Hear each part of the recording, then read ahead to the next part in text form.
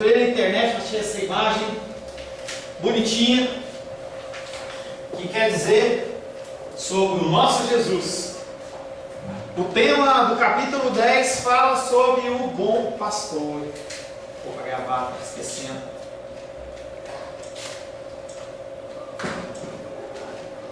Mais uma vez, a paz seja convosco.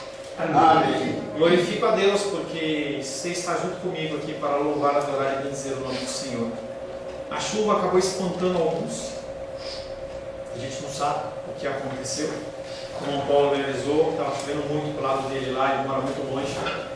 Creio que deve ter sido o mesmo caso do Felipe, em que eles têm dificuldade nesse transporte que é longínquo. Nós oramos pelas vidas deles. Mas nós estamos aqui. O Senhor, Ele tem uma palavra separada para a minha vida e uma palavra separada para a sua vida, que se foi dispôs. Passou por cima de lutas, passou por cima de dificuldades, vai estar neste lugar. Nós não temos um lugar muito confortável, mas nós temos um teto. O Senhor tem nos privilegiado. A partir do seu dízimo e da sua oferta, nós temos conseguido manter aqui e pagar as contas deste lugar. E nós estamos mais uma vez aqui para louvar e adorar o bem dizer o santo nome do Senhor. Essa imagem, ela tem que ilustrar o nosso Evangelho de João, capítulo 10. Nós temos que entender sempre que Cristo, Ele é o nosso bom pastor. Ele é aquele que vai à nossa frente. Ele vai à nossa frente e nós somos as suas ovelhas. Em nosso último encontro, nós estivemos meditando sobre o tema: não seja sábio aos seus próprios olhos. Toda a temática da Bíblia, ela faz referência ao próximo. Quando nós temos que ser amorosos, nós temos que ser amorosos ao próximo. Quando nós temos que ser benevolentes, nós temos que ser benevolentes com o próximo. Se nós estamos crescendo em graça, quem tem que perceber isso não somos nós, são os outros. Os outros têm que ver em nós as marcas de Cristo. Mansidão, longanimidade, paciência, temperança, domínio próprio. Quanto a essas coisas, não há nenhum tipo de retenção. Você pode praticá-las livremente. Mas o título da semana passada era: não seja sábio aos seus próprios olhos, porque os fariseus, eles eram sábios aos seus próprios olhos. A sabedoria é algo a ser buscada. A palavra de Deus nos conta a história que Salomão, em certo momento, teve uma oportunidade ímpar perante Deus, em que Deus falou para ele assim: peça o que você quiser.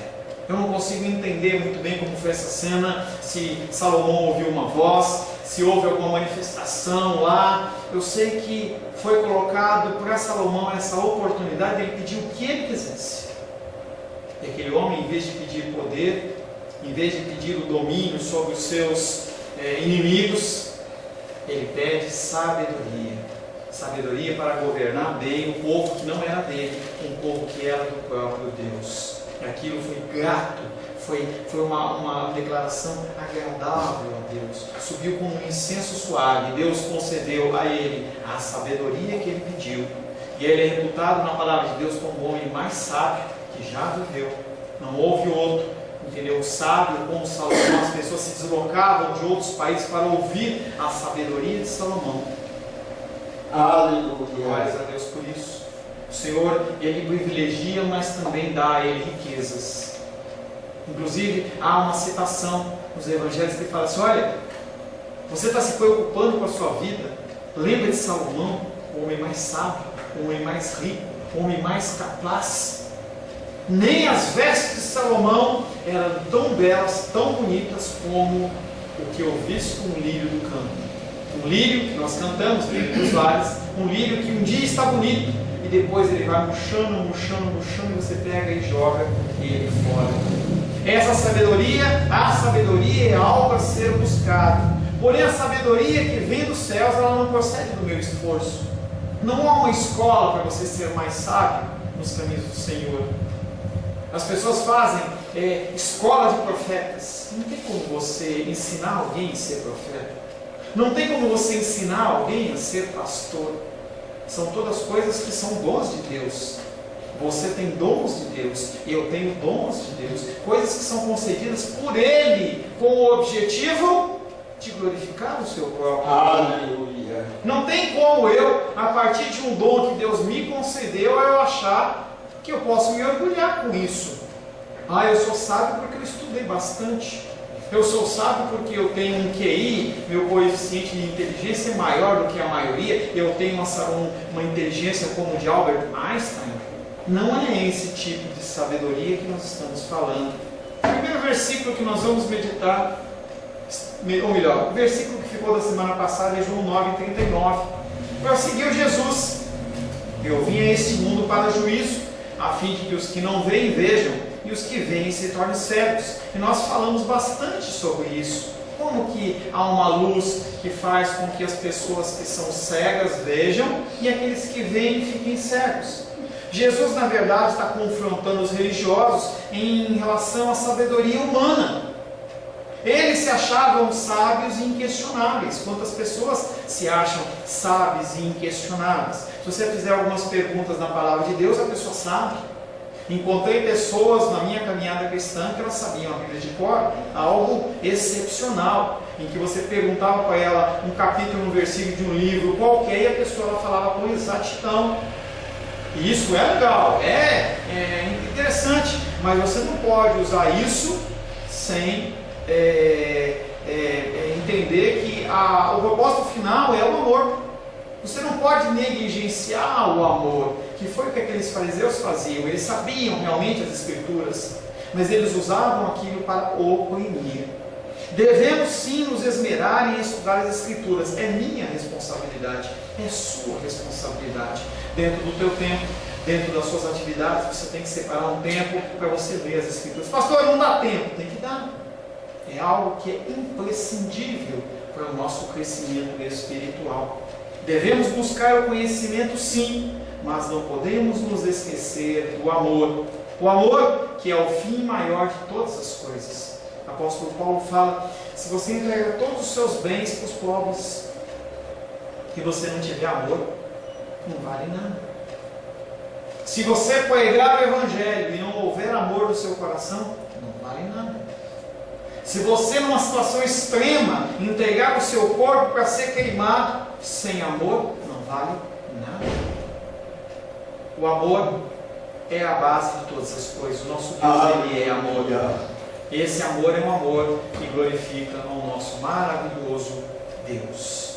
O objetivo da manifestação do amor é glorificar a Deus. A palavra de hoje tem como título: Jesus te chama pelo nome. Ele não fala assim: ô! Ele fala: fulano, Beltrano, Cláudio, Rosângela, Maria Benedita. Ele fala especificamente comigo e com você. A mensagem que eu trago através da meditação das Escrituras é uma, mas o Senhor ele fala de uma maneira específica ao seu coração. Ele traz um recado para você. Você precisa ser corrigido, precisa ser consolado em coisas específicas, e o Espírito Santo ele trabalha no meu coração e no seu coração de uma maneira especial. Você não é mais um, você é uma pessoa especial, você é uma pessoa singular. Rosângela lembra, nosso pastor lá de São Paulo, sempre ele falava que nós não somos inaugurados, nós não somos construídos ou descobertos, nós somos criados pelo nosso Deus Todo-Poderoso de uma forma especial, em que não há nenhum com uma impressão digital igual, nem gêmeos univitelinos, nem gêmeos idênticos. Mesmo assim, a impressão digital ela é diferente. Nós somos únicos, nós somos únicos. Quero convidar você a abrir a palavra de Deus no Evangelho de João, capítulo 10.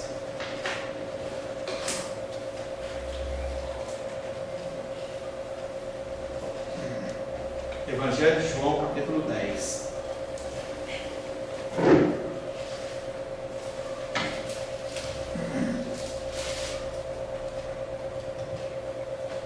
Eu vou falar todas as vezes na abertura de João, capítulo 10, até a gente acabar esse tema do bom pastor, para você entender que aquele que veio para matar, roubar e destruir não é diabo, é a figura do mau pastor.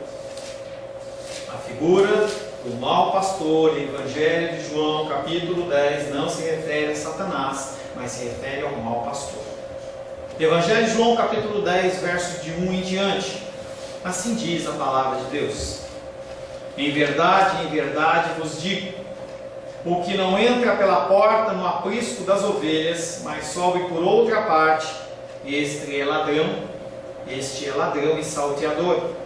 Aquele, porém, que entra pela porta, esse é o pastor das ovelhas. Para este o porteiro abre, as ovelhas ouvem a sua voz, ele chama pelo nome as suas próprias ovelhas e as conduz para fora. Depois de fazer sair todas as que lhe pertencem, vai adiante delas, e elas o seguem, porque lhe reconhecem a voz. Mas de modo nenhum seguirão o estranho, antes fugirão dele, porque não conhecem a voz dos estranhos. Jesus lhes propôs esta parábola, mas eles não compreenderam o sentido daquilo que lhes falava. Jesus, pois, lhes afirmou de novo: em verdade vos digo, eu sou a porta das ovelhas. Todos quantos vieram antes de mim são ladrões e salteadores, mas as ovelhas não lhe deram ouvido. Eu sou a porta. Se alguém entrar por mim, será salvo. Entrará e sairá, e achará pastagem. O ladrão vem somente para roubar, matar e destruir. Eu vim para que tenham vida, e a tenham em abundância. Eu sou o bom pastor. O bom pastor dá a vida pelas ovelhas.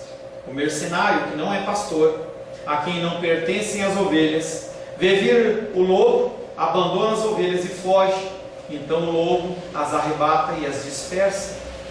O mercenário foge porque é mercenário e não tem cuidado com as ovelhas.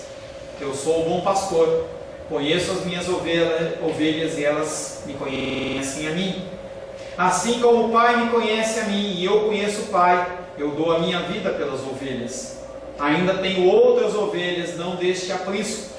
A mim me convém conduzi-las, elas ouvirão a minha voz, então haverá um rebanho e um pastor. Por isso o Pai me ama, porque eu dou a minha vida para a reassumir. Ninguém a tira de mim, pelo contrário, eu espontaneamente a dou. Tenho autoridade para entregar e também para reavê-la. Este mandato recebi do meu Pai. Palavra do Senhor, amém? Amém. Senhor, em nome de Jesus, te louvamos pela leitura de João, Evangelho de João, capítulo 10, verso 1 em diante. Nós queremos, Pai, consagrar todos esses cultos, todas as vezes que nós nos reunimos, pedindo a Ti que o Senhor fale conosco, que o Senhor dê um recado aos nossos corações, que nós possamos ser instruídos na Tua palavra. Eu peço, Pai, especialmente sobre a minha vida, que o Senhor me capacite a falar para os Teus filhos e as Tuas filhas, Pai, com sobriedade dentro da Tua palavra. Que eu possa, Pai querido, não falar conforme o meu coração, mas falar conforme a Tua vontade. Nos dá, Pai, nós te pedimos, em nome de Jesus, um espírito de entendimento para a Tua glória, para a Tua honra e para o Teu louvor. Em nome de Jesus. Amém. Amém. Jesus te chama pelo nome. Quando você ainda era uma substância informe no ventre da sua mãe, o Senhor ele já te conhecia. Teus pais, eles talvez quisessem fazer um ultrassom, quisessem fazer algum tipo de exame, mas eles não te conheciam. Não sabiam o teu gosto, não sabiam a sua vontade, não sabiam as coisas que você tinha afinidade ou não. Mas Jesus Cristo conhece. Jesus Cristo sabe e nos chama pelo nome. O homem que foi curado lá no capítulo 9, ele foi tratado de uma forma muito rude pelas autoridades religiosas. E no João capítulo 9 ele foi expulso. Jesus o encontra. E o que o apóstolo João escreve em seguida é que muitos ladrões e assaltantes destroem as ovelhas, enquanto o bom pastor as guia para fora do aprisco e para dentro do próprio rebanho. De um lado nós temos bons pastores. De outro lado, nós temos maus pastores. E nós estamos falando especificamente sobre a figura de autoridade eclesiástica e também sacerdotal. O tema pastor-ovelha não só faz suas referências do Antigo Testamento, mas introduz novamente o assunto da morte de Jesus. Nós finalizamos esse pequeno trecho que nós lemos, falando exatamente sobre a morte de Jesus. Jesus está preparando os seus discípulos para a sua morte. Nesse capítulo, Jesus ele faz muitas observações sobre a criação de ovelhas, mas o objetivo dele não é fazer um curso técnico de como cuidar de ovelhas, e sim usar a figura da linguagem de algo conhecido que eles tinham contato com a criação dos equinos, das ovelhas, e trazer isso para uma realidade em que eles pudessem fazer uma comparação e estabelecer as normas e procedimentos a partir de coisas que eles conheciam. Era uma forma dele comunicar a mensagem desejada de uma forma mais simples e mais compreensível. O primeiro versículo que nós vamos meditar está em João capítulo 10, verso 1, que diz: em verdade vos digo, quem não entra pela porta do aprisco das ovelhas, mas nele entra por outra parte, ele é ladrão e assaltante. E aí o Senhor começa a exposição dele falando de um aprisco. Ele começa a falar de um aprisco, um cercado onde havia uma porta, em que aqueles que não entram pela porta são ladrões e assaltantes. A solene afirmação, e toda vez que você encontrar na Bíblia a abertura, em verdade vos digo, Jesus está falando assim: presta atenção que eu vou falar algo muito importante, algo que você precisa prestar atenção, e se você estiver fora, você precisa se corrigir. Em verdade vos digo. Quando ele fala desta forma, ele está abrindo os ensinamentos que se seguem, todos eles baseados na criação das ovelhas. E aí ele dá um enfoque especial em João 10:1, que é sobre os ladrões e sobre os assaltantes. Um tema que Jesus já trabalhou em João capítulo 2, versos 14, 15 e 16. Nós já meditamos sobre isso. E encontrou no templo os que vendiam bois, ovelhas e pombas, e também os cambistas assentados. Tendo feito um chicote de cordas, expulsou todos do templo, bem como as ovelhas e bois. Derramou pelo chão o dinheiro dos cambistas, virou as mesas e disse aos que vendiam as pombas: tirai daqui estas coisas, não façais da casa do meu pai casa de negócio. Jesus Cristo vê aqueles homens vendendo, e não é o problema deles estarem vendendo. Pessoas vinham de outras regiões e era difícil trazer as suas ofertas, no sentido de animais, andar grandes distâncias com os animais. Então era mais fácil para eles trazer o dinheiro e comprar ali. Isso não é problema, ainda mais que deveria ser feito fora do templo. Mas o Senhor encontra essas pessoas vendendo dentro do templo, nas dependências do templo. E o objetivo, quando nós meditamos em João capítulo 2, não era ajudar as pessoas, e sim ganhar dinheiro. E não há problema de ganhar dinheiro, o problema é que era só para ganhar dinheiro. Inclusive animais doentes e com defeito eram vendidos mais barato, afrontando ao Deus que iria receber aquela oferta. Sempre houve ladrões e sempre houve assaltantes. As ovelhas, eu quero que você entenda o contexto socioeconômico e cultural daquele espaço. As pessoas, elas tinham as suas ovelhas. Então hoje a gente quer comer uma carne, a gente vai lá no açougue, fala para o cara: ó, corta um quilo de maminha para mim, ou moe uma carne moída, eu quero que moa 2 vezes, eu quero músculo. E era assim que comprava. Mas naquela época não havia tanta facilidade desse jeito, porque não haviam refrigeradores, não haviam geladeiras, e aí o que acontecia era, as carnes normalmente consumidas, elas eram frescas. Então as pessoas, elas tinham as suas ovelhinhas, tinham os seus bichinhos ali para o seu consumo. Não havia a loja de roupa, então a pessoa muitas vezes usava a lã das ovelhas para a confecção das suas próprias vestimentas. Então as pessoas tinham atividades. Então cada casa, cada lugarzinho ali onde as pessoas moravam não eram espaços grandes, porque as pessoas naquela época, elas viviam próximas para se proteger. Porque se vivessem longe, vinham ladrões e salteadores verdadeiros e roubavam o que eles tinham, porque eles moravam mais próximos. E aí, como é que a pessoa tinha que ter um curral para um monte de ovelha? Como é que ela ia cuidar? O que acontecia ela pegava um espaço dentro da região ali e separava, e todo mundo colocava suas ovelhas ali. Então eu colocava as minhas ovelhas, o irmão Cláudio colocava as suas ovelhas, o Sebastião colocava as suas ovelhas, e todas ficavam ali naquele mesmo cercado. Nós levantávamos uma pessoa com o ofício único de cuidar daquelas ovelhas. E ele era como se fosse um copastor, um pastor auxiliar, ou simplesmente um porteiro. Então a criação de ovelhas, naquele contexto de Jesus, era neste quadro. As ovelhas estão em um curral, esse que era um quintal grande, cercado, onde várias famílias mantinham as suas ovelhas, contratando um subpastor, um porteiro, alguém que vai aparecer no verso 3.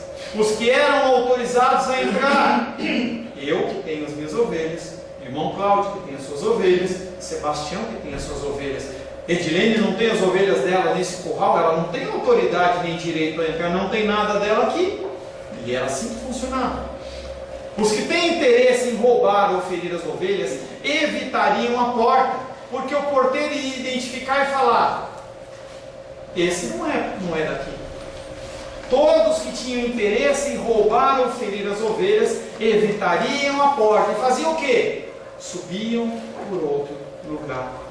A denominação dada por Jesus a essas pessoas é ladrões, assaltantes, pessoas malignas. Essas pessoas não autorizadas tinham um objetivo: entrar de uma maneira não autorizada e aproveitar as ovelhas. Roubar o seu leite, roubar a sua pele, a sua lã, matar para comer.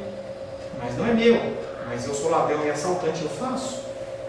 Em contraste, nós temos o pastor que conhece o seu rebanho, é igualmente reconhecido pelo porteiro e também pelas ovelhas.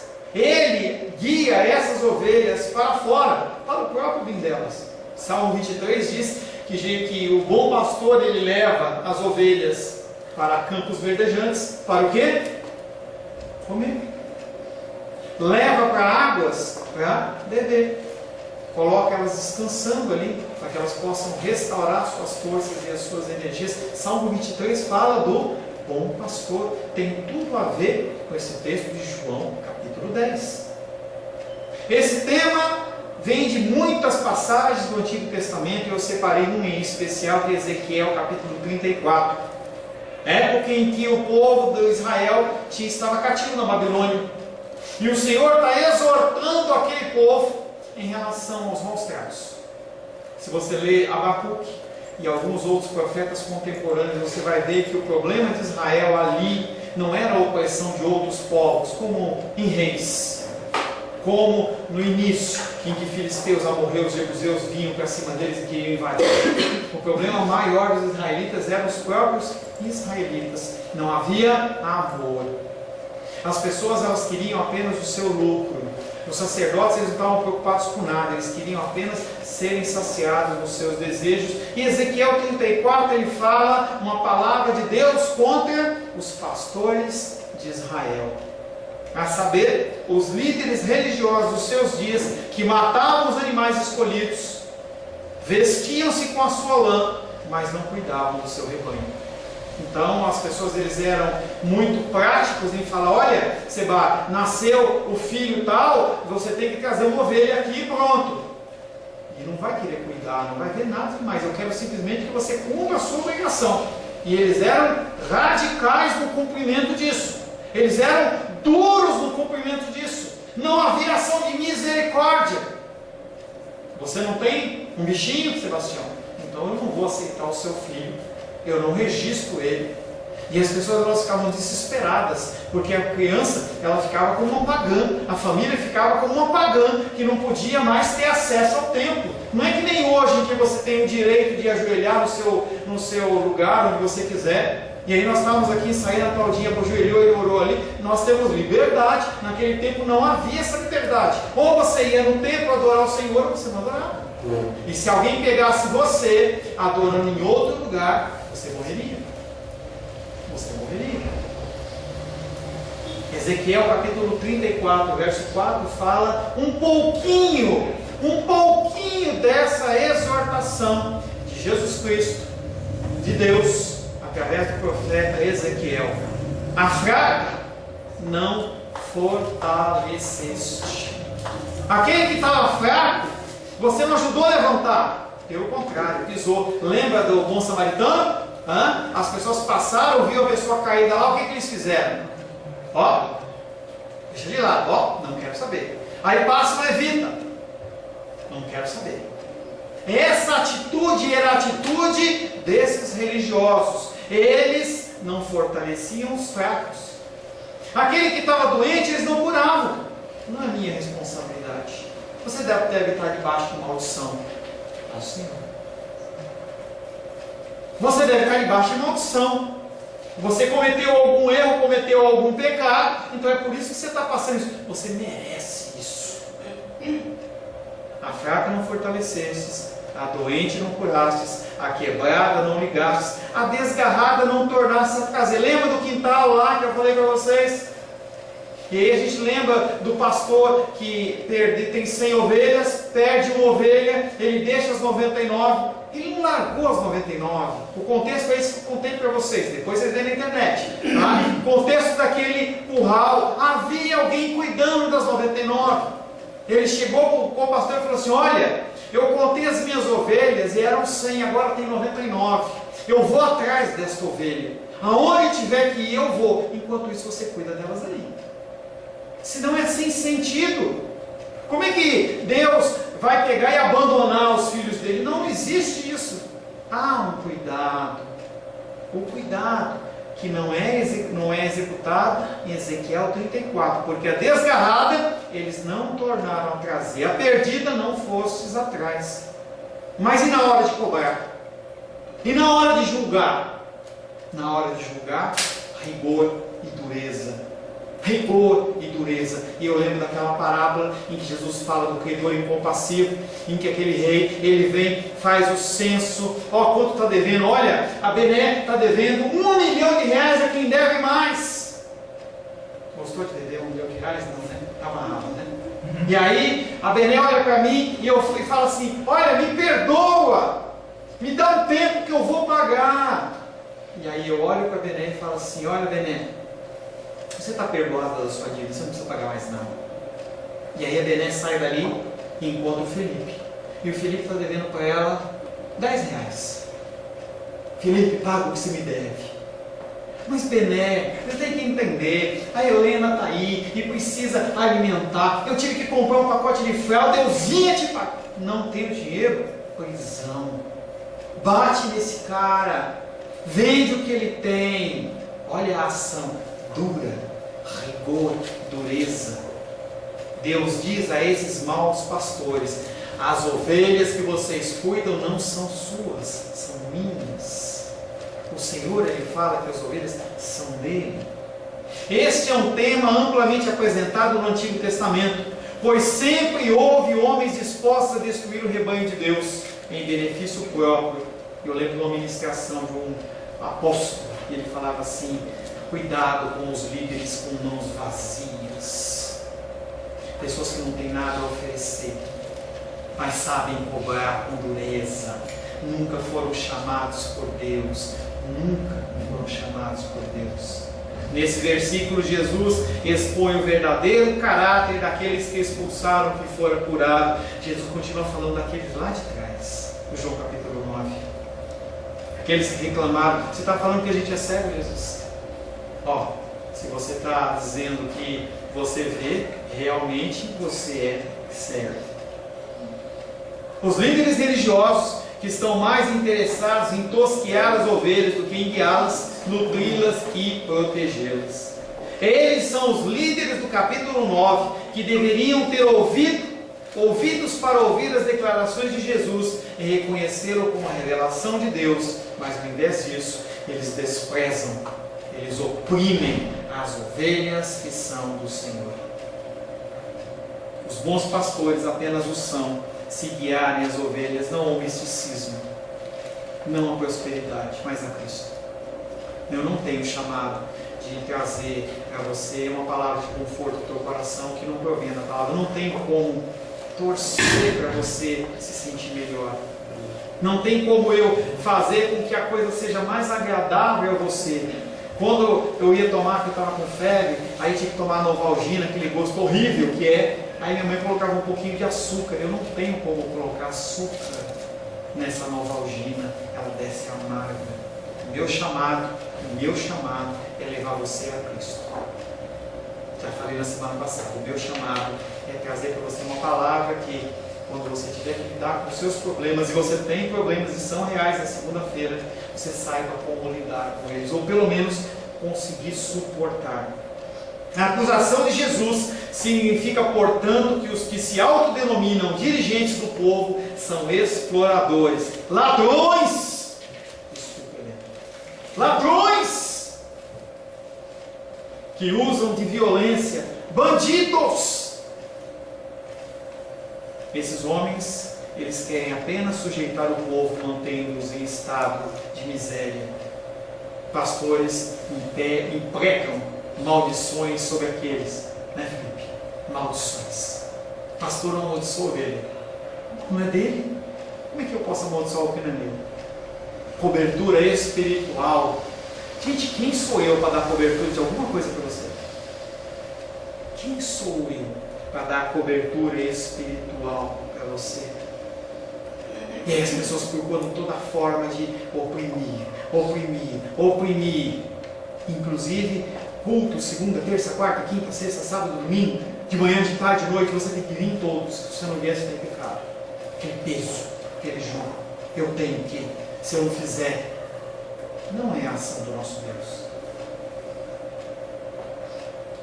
João capítulo 10, verso 2 e 3 diz: aquele, porém, que entra pela porta, esse é o pastor das ovelhas. O nosso Jesus Salvador, outro igual não há, nós cantamos. Para esse o porteiro abre, ele sabe a senha.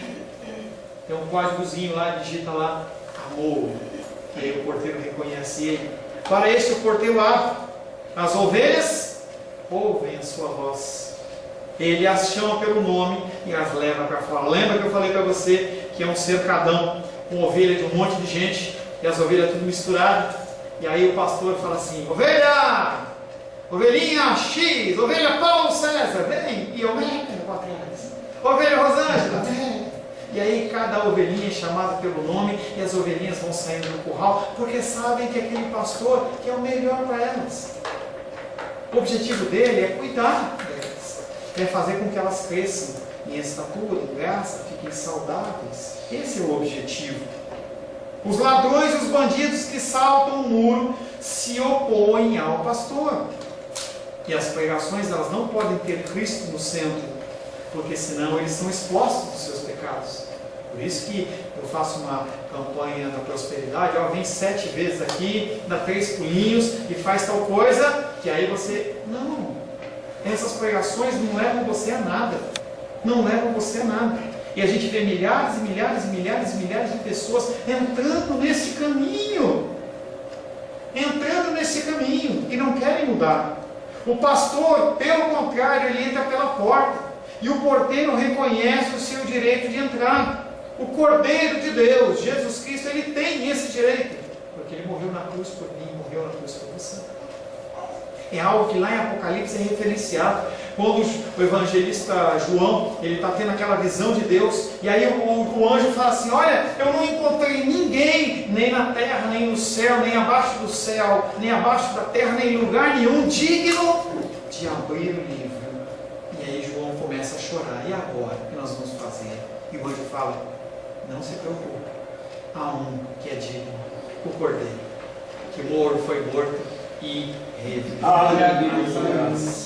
Com as características do pastor, Jesus se descreve a si mesmo como o único que tem direito de entrar no templo.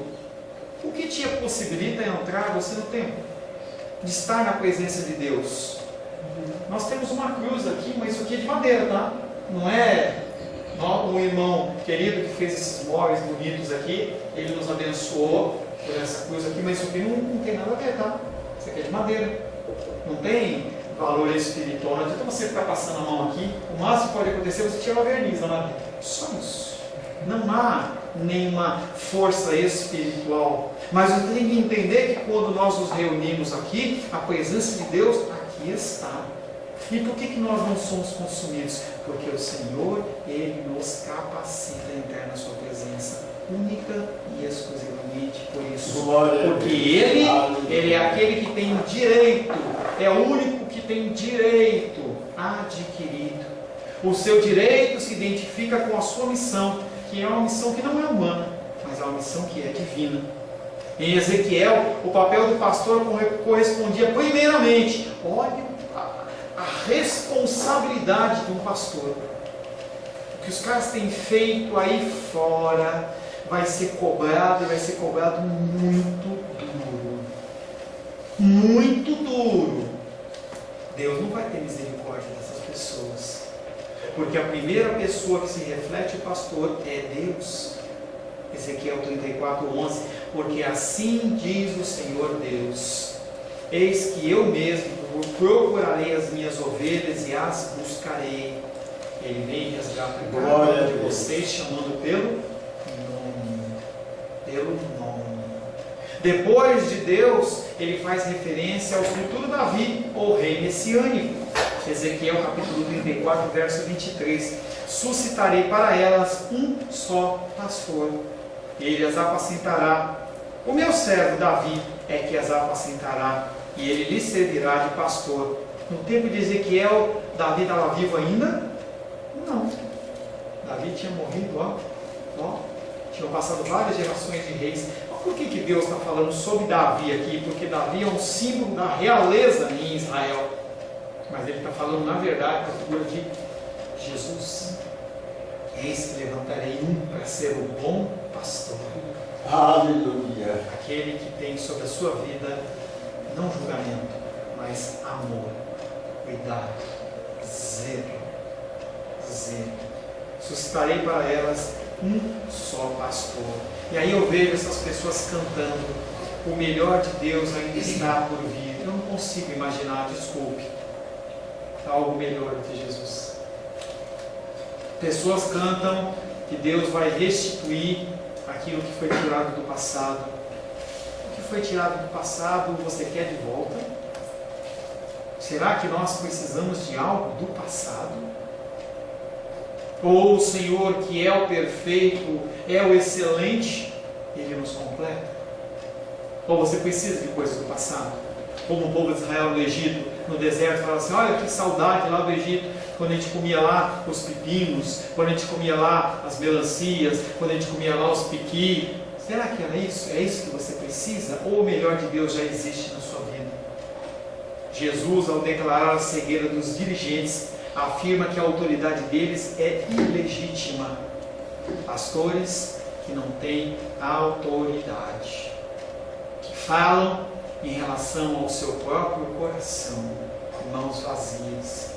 O pastor entra para cuidar das ovelhas e não para explorá-las. Um dos ensinamentos que eu tenho trazido para você é em relação a dízimos e ofertas, que é uma ordenança do Senhor. Mas eu não vou ficar aqui o tempo inteiro falando, e falo, e gasto 10, e 15, e 20 minutos, e paro 3 vezes a palavra. Não vou fazer isso. A minha função é ensinar. A minha função como um servo de Deus, como um pastor, é cuidar de você, independente se você faz ou se você não faz. Isso é você com o Senhor. A minha função é abençoar. Sei, você sabe plenamente que nós temos conta da SEB, nós temos conta da CAESP, nós temos uma série de gastos e custos dentro da nossa igreja, e se você não abençoar, Deus abençoa de outra forma. Mas enquanto o Senhor assim o permitir, nós continuamos caminhando. Mas a minha função é continuar fazendo o papel do bom pastor. Por isso, as ovelhas escutam a sua voz e lhe dão atenção, como fez com o cego. João 5:25, em verdade vos digo, que vem a hora, e já chegou, em que os mortos ouvirão a voz do Filho de Deus, e os que a ouvirem, viverão. E em João capítulo 5 ele fala sobre audição, sobre vida. Quando é em João capítulo 9, ele fala sobre o quê? Cegueira. São duas formas diferentes de falar de que você tem um relacionamento e um contato com o Senhor. O relacionamento, a função é a mesma. A palavra é toda ela interligada. Os versículos eles não se desfalam. eles se completam. É a mesma mensagem que o Senhor vai dando de formas diferentes para trazer as pessoas ao arrependimento. Aqueles que estão mortos vão passar a ver. Aqueles que estão mortos viverão. E aqueles que se acham vivos? Aqueles que se acham sábios segundo os seus pensamentos? Aqueles que acham que veem tudo? Na verdade, eles vão continuar cegos. Na verdade, eles vão continuar mortos. Pessoas andando pelas ruas, que você acha que as pessoas estão vivas, mas elas estão mortas. Não tem uma série mais verdadeira, claro que tem muitas, mas só para exemplificar, como aquela série dos Walking Dead, dos caras que andam, zumbis que andam mortos pela rua. Essa série, ela fala de pessoas com um vírus em que elas perdem toda a sua faculdade de raciocínio e elas andam simplesmente com o objetivo de comer. Os seres humanos dos dias de hoje, elas estão como zumbis, andando por aí. Você cruza no farol com zumbis, pessoas que são zumbis, pessoas que não entendem nada, que não ouvem nada, não enxergam nada, elas conseguem olhar apenas aquilo que está na sua frente. É que nem aqueles cavalos do interior, estão com aquelas vendas aqui assim, ó, eu não olho aqui, eu só consigo ver o irmão Cláudio, só o pessoal que está aqui na frente. Eu não consigo ver a Helena não, eu não consigo ver a minha tia Dita não, porque o quê? Está uma coisa tampando. É assim que as pessoas estão vivendo. Zumbis, tolhidos do seu raciocínio, Cada vez mais pastores têm trazido aberrações no altar e as pessoas acham muito legal. Olha, esse pastor teve uma revelação nova. A voz de Jesus é a mensagem que traz a libertação das trevas e da morte. João capítulo 8, verso 12 diz: de novo lhes falava Jesus dizendo: eu sou a luz do mundo. Quem me segue não andará nas trevas, pelo contrário, terá a luz da vida. Glória a Deus. Duas opções. Aleluia.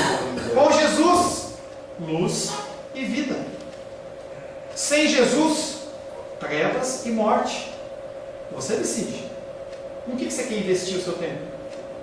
No que você quer investir as suas habilidades? Com Jesus, vida.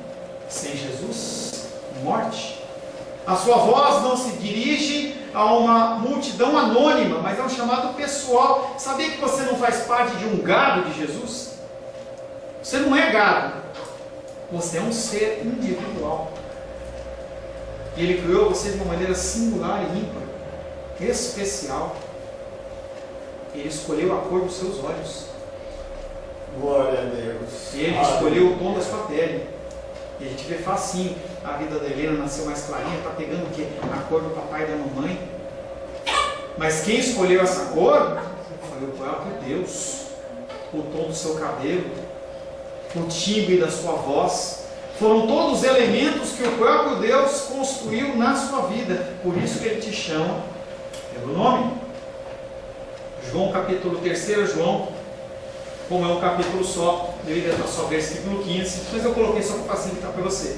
João verso 15, 3 João verso 15 diz: a paz seja contigo, os amigos te saúdam, saúda os amigos, nome por nome, não é, e aí galera, não é, galera, o pessoal fala, vou dar um oi geral aqui, não, boa noite, meus irmãos, boa noite, Deus abençoe, alô, oi, não é geral, o Senhor Ele fala de maneira individual.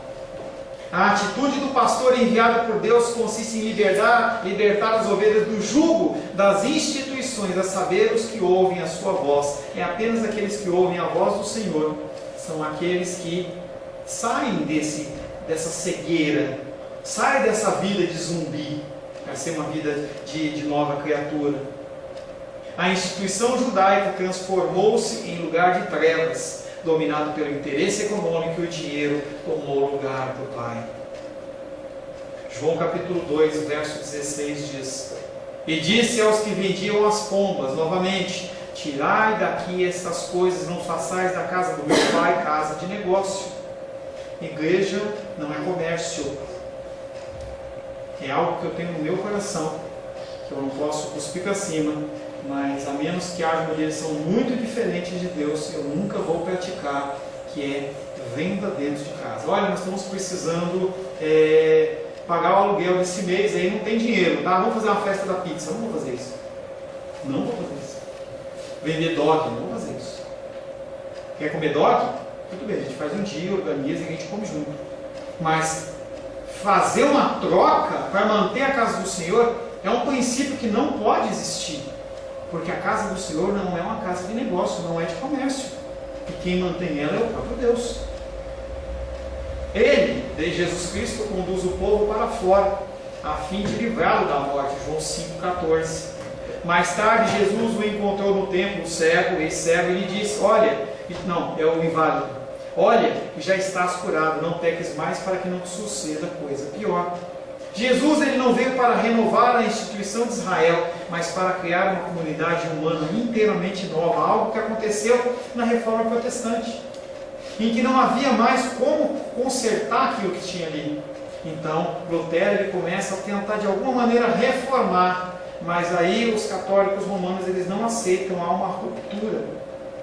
Há momentos em que nós temos que romper, em que não há mais condição de você caminhar junto, e aí cada um caminha para o seu caminho. João capítulo 4, verso 23, para finalizar, diz: mas vem a hora e já chegou, em que os verdadeiros adoradores adorarão o Pai em espírito e em verdade, porque são esses que o Pai procura para seus adoradores. Com dor, eu adoro o Senhor. Com meu coração rasgado, eu adoro o Senhor. Com dinheiro, eu adoro o Senhor. Sem dinheiro, eu adoro o Senhor. Passando dificuldades, bendito seja o nome do Senhor. É a frase que Jó fala, quando tudo foi roubado dele, menos a sua vida. Os seus filhos morreram, os seus bens foram tirados e a sua saúde foi tocada. Naquele momento a mulher dele olha para ele e fala assim: amaldiçoa esse Deus e morre. Eu já falei para vocês que não é amaldiçoa, é algo mais sério, é abençoa. Esse Deus é tão pobre, tão fraquinho, abençoa ele, Jó, e morre. E aí ele responde pelo Espírito de Deus. Só pode ter sido o Espírito Santo de Deus para falar através dele daquele jeito. Você está louca? Eu recebi o bem do Senhor, mas eu também recebo o mal do Senhor. Bendito seja o nome do Senhor. Pastor, estou feliz. O Senhor falou de uma passagem aí de João capítulo 10, eu sei que eu não vou ser confrontado em nada, porque o Senhor está falando do bom pastor, eu não sou pastor, só você pastor, se vira, que má notícia eu tenho para te dar. Sim, basicamente, primazmente, a primeira ação está falando de pessoas como eu, sacerdotes eclesiásticos, mas, como eu tenho responsabilidades em relação a você, pais também têm responsabilidade com suas esposas e filhos. Oh, pastor, que bom. Então eu, como mulher, eu não tenho engano. As mulheres, elas têm responsabilidades com seus filhos, ajudar os seus maridos.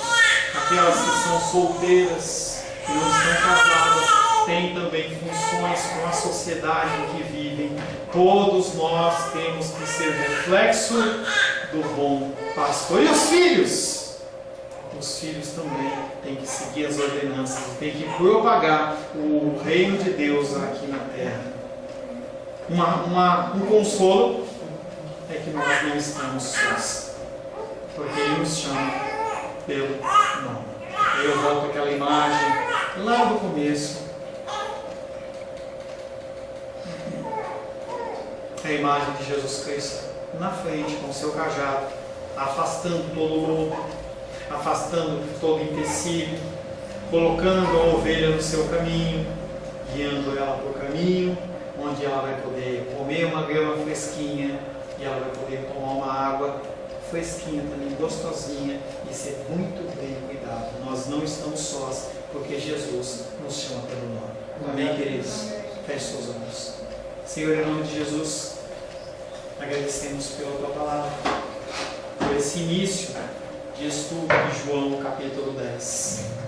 Nós somos gratos porque o Senhor tem manifestado o Teu amor independente das nossas ações, porque o Senhor não pode deixar da tua fidelidade.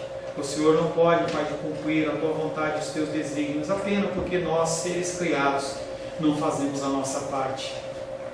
Só que nós temos tudo a perder quando nós nos afastamos do Senhor. Quando nós tomamos as decisões conforme a nossa vontade, conforme o nosso querer, apenas nós temos a perder. O Senhor continua sendo Deus. O Senhor era Deus antes da primeira criação do Senhor. E depois que tudo se for, o Senhor vai continuar sendo Deus. Nos ajuda, Pai, a passarmos a eternidade com o Senhor. Nos dá a sabedoria, nos dá o entendimento, que nós possamos ser pastores das atividades que o Senhor coloca nas nossas mãos, que nós possamos cuidar dos nossos pais, das nossas mães, dos nossos filhos, das nossas filhas, dos nossos maridos, das nossas esposas, dos nossos sobrinhos, das nossas sobrinhas, dos nossos primos e primas, dos nossos colegas, dos nossos amigos. Pessoas, Pai querido, que nós convivemos diariamente, que nós possamos trazer a figura do bom pastor em cada palavra, em cada ação, em cada pensamento, e todos possam ver em nós criaturas transformadas e sintam-se atraídas ao Senhor através das nossas vidas, Pai. É o que te pedimos, Pai, em nome de Jesus. Amém. Glórias ao Senhor.